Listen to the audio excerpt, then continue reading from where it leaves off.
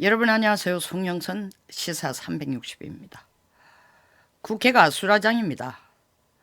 패스트 트랙이라는 것은 이미 국민들도 하도 많이 들어서 다 아시겠지만, 그러나 다시 한번 정리하는 차원에서 법안 이름이 아닙니다.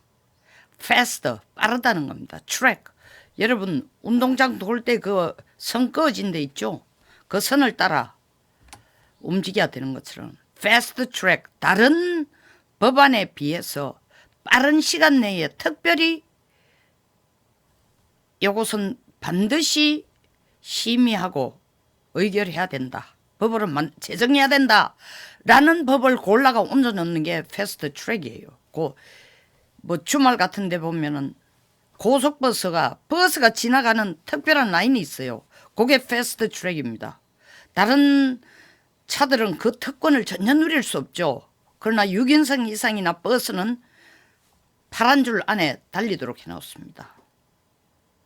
전혀 방해받지 않고. 패스트 트랙, 국회 패스트 트랙 똑같습니다. 어떤 분들 패스트 트랙 하니까 그게 패스트 트랙이 어떤 법이냐라고 얘기한대. 그 라인에 따라서 법을 빠른 시간 내에 특별히 빨리, 다른 법에 심사나 그리고 심의나 상정에 밀리지 말고 빨리 처리하자는 겁니다. 사개특위, 사법개혁특별위원회, 정개특위, 정치개혁특별위원회라는 걸 만들어가 거기에서 올린 세 가지 법이 선거법, 그리고 고위공직자 범죄수사처, 공수처라고 부릅니다. 그리고 검경수사권 조정, 이 세 가지 법안을 패스트 트랙에 올렸습니다. 어떤 법은 올리고 4년 동안 빙빙 돌다가 그냥 갑니다. 다시 말하면 시속, 다른 차가 세치게 하거나 차량이 너무 많아가 시속이 5km로 가는데 이거는 160km로 110km로 계속 달릴 수 있다는 겁니다.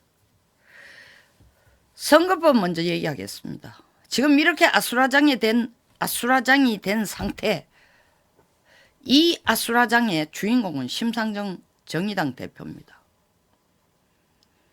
자기가 전번에 대통령 출마했어도 공약을 내세울 때에 정의당을 원내 정당으로 만들겠다 했을 때부터 벌써 욕심이 있었을 겁니다. 어떻게 해서든지 정의당을 20석 안으로 원내 정당이 되려면 교섭단체가 되는 거, 교섭단체가 되려면 300석 중에 20석 이상을 가져야 교섭단체가 되는 겁니다. 교섭단체가 아니면 그들의 발언권이 엄청나게 제한이 됩니다. 그리고 법안을 만들거나 어떤 특정 정책을 통과시키는데도 한계가 어마어마하게 있습니다. 물론 중앙선관위에서 지원하는, 당에 대한 지원하는 경비도 있고 뭐 여러 가지 있지만 제일 큰 건 목소리를 낼 수가 없습니다. 창밖의 여자죠. 국회의원이기는 하지만 여의도 안에 있다고. 사실 교섭단체라면 국회의사당 안에 있으면은, 교섭단체가 안 되면은 국회 밖에, 국회 담장 안에는 들어와 있지만 밖에서 빙빙 도는 거라고 비유도 할 수 있습니다. 20석 이상을 만들기 위해서 심상정 의원이 엄청난 고심을 했습니다. 이건 제가 추정하는 게 아니고 사실이죠. 왜 본인 자신이 얘기했습니다. 한국 최고의 수학자, 통계학자들을 불러서 6개월 동안 고민한 거라는 거 아닙니까? 그리고 이것을 정개특위에 올리기 전에 기자들이 마이크를 대고 도대체가 연동형 비례대표제가 어떤 겁니까? 준연동형 비례대표제가 어떻게 됩니까? 왜 225대, 이제까지 있던 253대 지역구 253 의석에다가 비례대표 47석을 멍것들이고 225의 지역구와 75석의 비례대표로 가자고 합니까? 이렇게 비례대표를 늘릴 경우에 어떻게 배분이 되는 겁니까? 설명을 좀 해 주십시오. 연동형이라는 게 무슨 뜻입니까? 준연동형이라는 게 무슨 뜻입니까? 답은 딱 하나였어요. 비례대표 계산 방식 국민 몰라도 돼. 오만의 극치죠. 이유는 너무 복잡하다는 거예요. 아니 이렇게 복잡한 셈법을 왜 만들어? 그 국민을 속이는 겁니다. 이 복잡한 셈법을 만들어낸 진짜의 속셈은 뭐냐? 이렇게 복잡하게 계산해 보이 정의당이 원내 정당이 충분히 될 수 있다. 20석은 될 수 있다. 잘하면 30석까지 될 수 있다. 그 희망에 부풀어서 전번에 조국 장관을 청문회를 하고 장관으로 임명되도록 편을 들어준 심상정 의원, 그전까지 하도 빗발치듯이 조국의 흠에, 조국의 개인적인 과오나 잘못이나 비리가 쏟아져 나올 때는 정의당의 입장은 뭐였어요? 기자들 사이에, 그리고 정당 간에 여의도에서 소문이 정의당이 데스노트, 죽음의 노트, 쪽지를 딱 내면은 요게 바로 사형수예요. 사형수. 얘는 사형받아야 돼 라는 게 데스노트예요. 그러니까 정의당이 찍는 사람은 다 청문회에서 쫓겨나고 임명을 못 받더라. 그러니까 조국이 데스노트를 받을 사람이냐 했는데 그런 분위기를 끌어가더니 결국 끝에 가서 조국을 민주당과 손을 잡고 통과시켜줍니다. 손잡고 통과시켜주는 게 뭐겠어요? 민주당이 야 이번에 도와주면은 225대 75 연동형 비례대표제 확실히 해주겠다. 그럼 정의당은 원내 정당이 아니라 30석까지 할 수 있다. 철석까지 믿고 조국의 비례를 손바닥처럼 다 보면서도 손을 들어줬습니다. 그리고 난 뒤 민주당이 정말 폭망할 뻔했죠. 9.4일생으로 다시 살아남았습니다. 정의당과의 약속을 지키지 않으면 안 되는 입장이 됐습니다. 빚을 한번 졌으니까. 그리고 그 약속을 지키지 않으면 정의당이 난리를 치겠죠. 그리고 민주당으로서도 악어와 정의당과의 관계가 악어와 악어새입니다. 이빨 사이에 끼 있는, 악어의 이빨 사이에 끼 있는 먹이를 쪼아가지고 청소를 시키는 게 자기가 사는 방법이야. 그 이중대 삼중대 거기에 또 붙여가지고 대한신당이 뭐야 도대체. 당적은 바른미래당 두면서 거기 와가지고 대한신당에 발을 걸친, 혹은 당적은 바른미래당 두면서 국민평화당에 와 있는, 지금 뭐, 그리고 바른미래당은 또 당권대표가 따로 있고 그 안에서 원내대표 행세하는 사람 따로 있고 실제로 원내대표가 따로 있고, 이거 국회 역사상 이런 적이 없었어요. 전부 다가 불법이야. 지금 말하는 이 4+1에 민주당뿐만 아니라 하는 짓거리들이 다 불법이고, 정상적으로 그게 정의당은 불법 정치단체가 아니고 정상적인 정당이지만 이런 불법 짓거리를 사실 계속 군부를 떼고 화약을 한 번씩 폭파시키는 게 정의당이에요. 자, 225대 75를 어떻게 조정해서 250대 50하고, 또 민주당도 화장실 갈 때와 화장실 갔다 나왔으면 생각이 다르니까 조국 문제로 죽을 뻔했다가 다시 살아남으니까 이제 꼭 정의당하고 약속한 걸 안 지켜도 되겠다. 한국당 눈치를 좀 봐야 되겠다. 한국당이 이버스가 아니라 한국당을 완전히 제치면 국민 여론이 자기들한테 완전히 똥물을 뒤집어 씌울 것 같으니까 한국당을 생각해 주는 척하는 제스처를 써야 되니까 225대 75를 250대 50으로 바꿨습니다. 지역구 3개만 없애고 그 3개를 비례대표 쪽에 이어서 50석으로 하자. 그 50석 비례대표의 비율을 어떻게 할 것인가. 정의당은 끝까지 다 전부 다 연동형 비례대표제로 하자는 겁니다.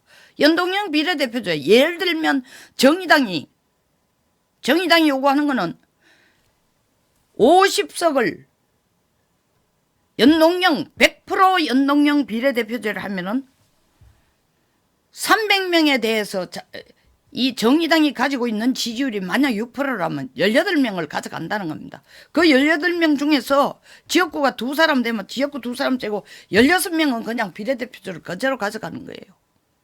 그걸 처음부터 하고 싶었습니다. 근데 그걸 준연동제에서 50%만 하면은 실질적으로 300명에 대해서 당 지지율이 6% 같으면 18명을 해야 되는데 지역구 2사람 빼고 나면 16명이 돼. 50% 하면 8명은 그냥 공짜로 비례대표를 하고 나머지는 또 석패율을 적용해서, 석패율이라는 것은 지역구로 나갔다가 아주 그 이긴 사람하고 근소한 차이, 뭐 15표, 300표 이렇게 차이가 되면 그 사람도 국회의원 만들어주자는 겁니다. 어떤 일이 있어도 20석 이상을 만들기 위해서 정의당은 법도 없고 원칙도 없고 또 대한신당이나 국민평화당도 자기들이 실제로 당 지지율로 봐가는 아무것도 안 되니까 당 지지율 몇 프로 나옵니까? 3%도 안 나옵니다. 대한신당 뭐 4% 조금 넘는 어떤지 모르겠습니다만은 국민평화당 3%가 안 됩니다. 3% 안 되면 비례대표 못 줘요. 그런데도 일단 석패율을 받아들여야 석패율 하면은 몇 석이라도 한두 석이라도 거칠 수 있다. 끝까지 밀어붙이는 거예요. 이 다른 당을 이렇게 지금 만든 대한신당이라든가 국민평화당이라든가 찢어지고 발겨지고 그 다음에 당적은 여기 두고 저가 대한신당에 가 있고 당적은 여기 두고 국민평화당에 가 있고 정말 본적이 뭔지 원적이 뭔지 당적이 뭔지도 구분이 안 되는 이런 비합법적인 합법적이지도 않은 불법 협의체를 만들어 가지고 민주당에게 줄을 서서 자기들도 의석을 달라고 하고 있습니다. 여기 제일 앞에 단체 여행 때 깃발 들고 앞에서 하나 둘 하고 걸어가는 게 바로 정의당의 심상정 대표예요. 심 대표께 얘기 드리겠습니다. 17대 18대 같이 17대 같이 저랑 국회에 들어갔습니다. 그때 저는 심상정 대표를 굉장히 좋게 봤어요. 신선하고 차세대 여성 지도자로서 상당히 유망하다. 나와 사상은 다르지만 지금 이분은 완전 권력의 화신이 돼서 눈에 보이는 게 없어요. 그리고 극도로 오만해졌습니다.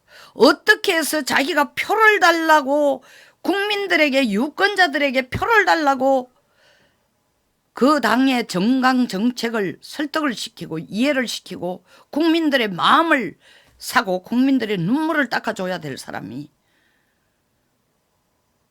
당신네들이 왜 정의당에 표를 줘야 되는지는 알 필요도 없어.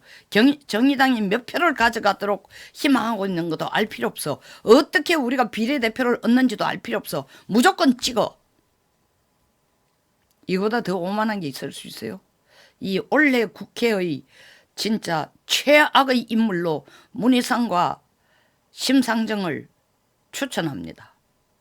특히 이렇게 엄청난 문제를 일으키고 국회가 지금 뭐 자유한국당은 지금 단식하다가 안 되니까 머리 깎고 머리 깎다가 안 되니까 단식하다 안 되니까 로텐도 홀에서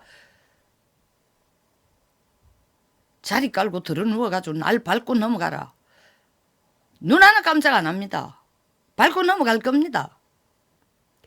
국회를 깡패 집단으로 만들고 있습니다. 국회를 불법 집단으로 만들고 있습니다. 그리고 국민을 개돼지 취급하고 있습니다. 그러니까 국민은 알 필요도 없다는 거 아닙니까? 몰라도 돼.